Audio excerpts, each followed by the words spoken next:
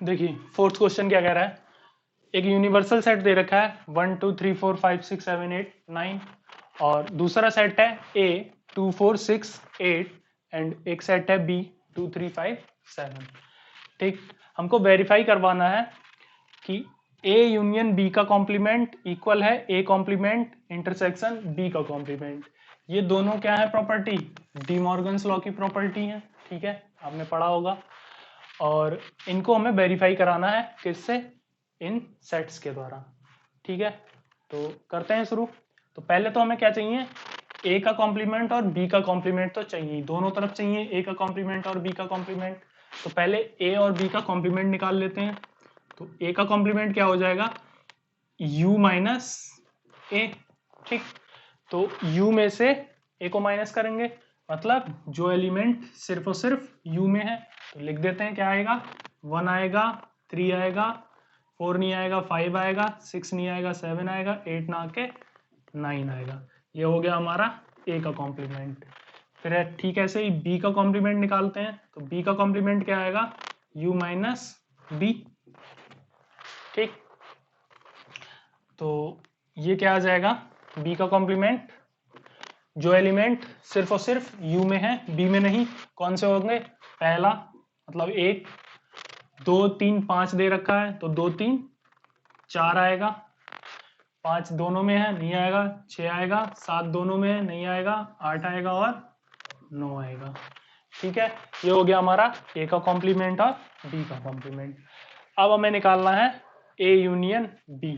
तो a union b निकाल लेते हैं। a यूनियन b अगर मैं निकालूं तो क्या आएगा, a यूनियन b 2 3 4 5 6 7 और 8। ये हो गया हमारा a यूनियन b। 2 दोनों तरफ है तो एक बार आ गया, 3 आ गया, 4 आ गया, 5 6 7 और 8। ये a यूनियन b आ गया। हमें निकालना है इसका कॉम्प्लीमेंट। तो a यूनियन b का जो कॉम्प्लीमेंट आएगा वो क्या आएगा, u minus a union b। तो u में से इसको माइनस करेंगे तो क्या आएगा, 1 आएगा। 2 3 4 5 7 8, 2 3 4 5 6 7 8 दोनों में है तो नहीं आएगा, क्या आएगा फिर 9 आएगा। ये हमारा a यूनियन b का कॉम्प्लीमेंट आ गया। अब हमने देखा था a का इंटरसेक्शन और b का इंटरसेक्शन, a का इंटरसेक्शन ये रहा, b का इंटरसेक्शन ये रहा। इन दोनों इंटरसेक्शंस में जो कॉमन है, इंटरसेक्शन का मतलब क्या हो गया, कॉमन। तो a इंटरसेक्शन b इंटरसेक्शन क्या आ जाएगा, a का कॉम्प्लीमेंट इंटरसेक्शन b का कॉम्प्लीमेंट। 1 और 1 दोनों तरफ है तो 1 आ गया, 3 यहाँ है यहाँ नहीं है नहीं आएगा, 5 यहाँ है 6 यहाँ है नहीं आएंगे दोनों चीजें, 7 यहाँ है यहाँ नहीं है नहीं आएगा, 8 यहाँ है नहीं है, 9। ठीक, क्या आ गया 9। अब a यूनियन b का कॉम्प्लीमेंट और a के कॉम्प्लीमेंट इंटरसेक्शन b का कॉम्प्लीमेंट, ये दोनों क्या है, इक्वल है। ठीक है, तो पहली प्रॉपर्टी वेरीफाई हो गई कि दोनों चीजें क्या है, इक्वल है। ये क्या हो जाएगा, a यूनियन b, इसको लिख दो इक्वेशन 1, इसको इक्वेशन 2 और स्टेटमेंट आ जाएगा हमारा from equation 1 and equation 2 a union b complement complement intersection b complement verified. ठीक है, ठीक ऐसे ही इस प्रॉपर्टी को सॉल्व करते हैं। a इंटरसेक्शन b क्या हो जाएगा, दोनों में जो एलिमेंट कॉमन होंगे, क्या है कॉमन, 2 कॉमन है, 3 है नहीं है दोनों में, 4 नहीं है, 5 नहीं है, 6 नहीं, 7 नहीं, 8 नहीं, सिर्फ और सिर्फ 2 आ जाएगा। अब इसका हमें कॉम्प्लीमेंट निकालना है। तो a इंटरसेक्शन b का जो कॉम्प्लीमेंट आएगा वो क्या आ जाएगा, u minus a intersection b। ठीक है, तो u minus a intersection b। u क्या है 1 2 3 4 5 6 7 8 9, ठीक। तो 2 को छोड़ के बाकी के जितने भी एलिमेंट हैं वो इसमें आ जाएंगे। क्या आएगा 1 3 4 5 6 7 8 एंड 9, ठीक है। अब हमें ए और बी के जो कॉम्प्लीमेंट थे उनका क्या निकालना है, यूनियन निकालना है, क्योंकि यहाँ पे यूनियन दे रखा है। तो निकाल लेते हैं A intersection A complement B का यूनियन क्या होगा, 1 आएगा, 3 आएगा, 4 आएगा, 5 आएगा, 6 आएगा, 7 आएगा, 8 आएगा और 9 आएगा। क्या दोनों इक्वल है, बिल्कुल इक्वल है। तो ये क्या हो जाएगा, ए इंटरसेक्शन बी का कॉम्प्लीमेंट इक्वल होगा A complement union B complement verified, या फिर हेंस वेरीफाइड, ठीक। अब आ जाते हैं हम 5th क्वेश्चन की तरफ।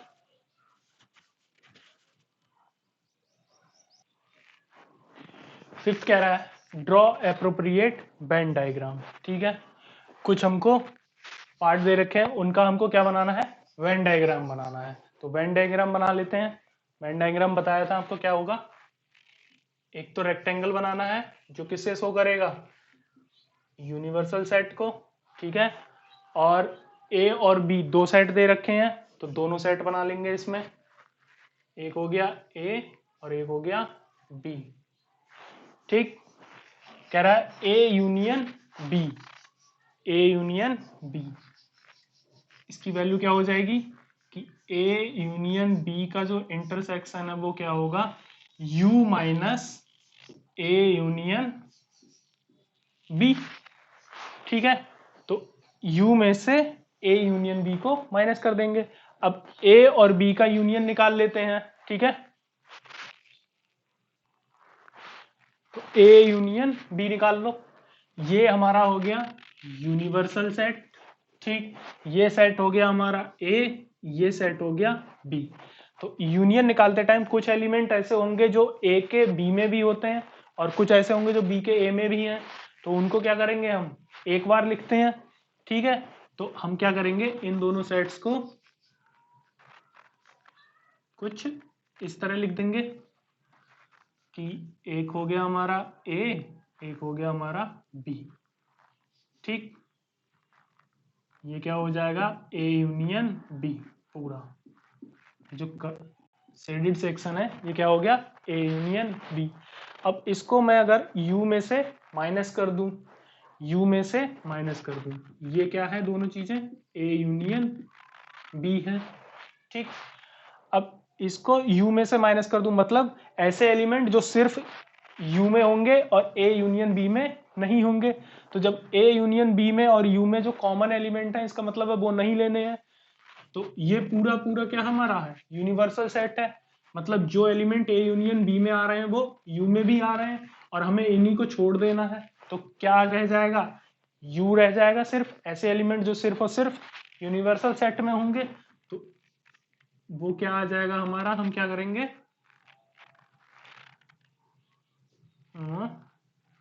कौन सा सेट आएगा, इनको हम क्या करते हैं, अलग तरह से शेड कर देते हैं, और जो यूनियन के एलिमेंट बचेंगे उसे दूसरी तरह से सेट कर देंगे। जैसे हमने इसको थोड़ा पास पास सेट कर दिया, ये हो जाएगा हमारा ए यूनियन बी, ठीक है। और हमारा जो ए यूनियन बी का इंटरसेक्शन होगा वो क्या हो जाएगा, ये वाला पार्ट, सिर्फ और सिर्फ बाहर वाला पार्ट, ठीक। बाहर वाला पार्ट वो क्या होगा हमारा, ए यूनियन बी का इंटरसेक्शन। ये जो पार्ट होगा बाहर वो हो जाएगा हमारा ए यूनियन बी का इंटरसेक्शन। मतलब ऐसे एलिमेंट जो सिर्फ और सिर्फ यू में है बट ए यूनियन बी में नहीं है, ठीक है। अगर मैं इसको अलग से बना दूं ए यूनियन बी को तुम्हें, ए ये हो गया, बी ये हो गया, ये हमारा हो गया ए यूनियन बी, ठीक। ए यूनियन बी हो गया, और ये क्या हो जाएगा हमारा ए यूनियन बी का इंटरसेक्शन। ठीक है, नेक्स्ट पार्ट करते हैं। नेक्स्ट है हमारा ए का कॉम्प्लीमेंट इंटरसेक्शन बी का कॉम्प्लीमेंट। ठीक, अब हमने डिमॉर्गन्स लॉ पढ़ा था, उसमें क्या था हमारा कि ए यूनियन बी का जो कॉम्प्लीमेंट है वो ए इंटरसेक्शन ए के कॉम्प्लीमेंट इंटरसेक्शन बी के कॉम्प्लीमेंट के इक्वल होता है, और हमको निकालना है ये, मतलब अभी जो हमने फर्स्ट पार्ट में करा था ए यूनियन बी का इंटरसेक्शन, इसका आंसर और पहले वाले का और दूसरे वाले का आंसर क्या हो जाएगा, सेम हो जाएगा। मतलब जो हमने अभी डायग्राम वेन डायग्राम बनाया था वही हमारा क्या हो जाएगा, इसके लिए आंसर हो जाएगा। ये ए यूनियन बी हो गया, ए यूनियन बी, और ये यू, और ए यूनियन बी का इंटरसेक्शन क्या हो जाएगा, ये बाहर वाला शेडेड पार्ट। ठीक, ये क्या हो जाएगा, ए यूनियन बी का इंटरसेक्शन बोल लो, या फिर A intersection sorry A complement intersection B का कॉम्प्लीमेंट। ठीक है, अब आ जाते हैं हम थर्ड पार्ट की ओर। देखो थर्ड पार्ट और फोर्थ पार्ट, अगर डीमॉर्गन्स लॉ से देखें तो ए इंटरसेक्शन बी का कॉम्प्लीमेंट इक्वल होता है ए के कॉम्प्लीमेंट यूनियन बी के कॉम्प्लीमेंट के। मतलब जो डायग्राम थर्ड पार्ट के लिए बनेगा वही डायग्राम क्या बनेगा, फोर्थ पार्ट के लिए भी बनेगा।